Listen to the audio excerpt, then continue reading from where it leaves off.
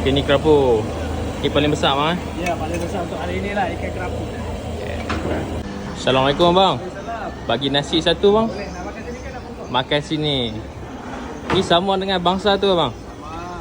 Okay, Kita kira tengok abang. nasi dulu, nasi cukup tak? Cukup. Saya nak apa? Nak okey kopi? Saya ada dua. Bagi dua-dua lah. Boleh campur sikit-sikit Campur sikit. Lagi ayam goreng nak bagi apa nak? Bagi Thai lah bang. Boleh. Ini boleh tak? Boleh. Boleh. Telur kotor masin Telur masin satu. tak? Baru boleh. Separuh boleh. Boleh. Lagi telur sotong, telur ikan nak cuba tak? Boleh asing ah. Boleh. Saya bagi pinggan macam ni Okey. Ni telur sotong. Ya, betul. Okey, telur ikan satu. Oi, gebu bang Ni goreng ke rebus ni bang? Ni rebus, nanti letak curah kari kat atas. Oh, curah kat atas. Ya, betul. Yang nasi tadi curah ke? Boleh. Curah sekali. Wah, ikan. Ni kari sama dengan bangsa sama. Okey. Boleh bang. Yang ni berapa ringgit bang kalau macam ni? Kalau set macam ni RM8. Telur ikan, telur sotong, satu plate ni RM8. Boleh tengok dulu. Okey. Ada ikan merah, ada ikan tenggiri, siakap pun ada. Dia ikut hari bang. Hari lain, ikan lain.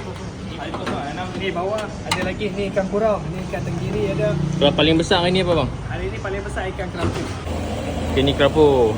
Ni paling besar bang Ya, paling besar untuk hari ni lah ikan kerapu. Bendi kena ada lah.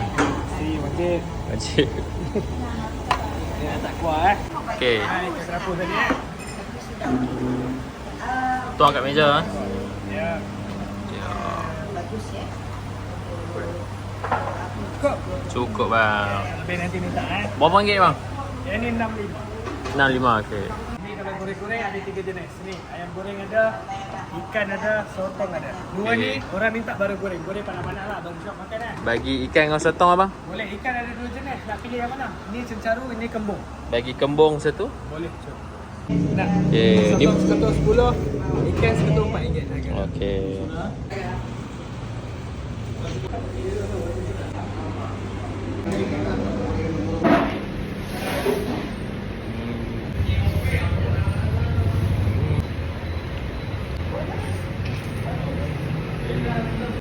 Sini ada cili kicap. Hari-hari buka 10 sampai 5. Special, kari kepala ikan, ayam goreng kita special. Main penting, kari dia yang special. Dengan bangsa tu sama ke macam mana? Sama saja. Resepi sama, cara masak sama, semua sama. Boleh pergi saja. Kari kepala ikan bangsa, Jalan Tuanku Munawir. Kalau nak lemak, betul-betul sebelah KM Plaza.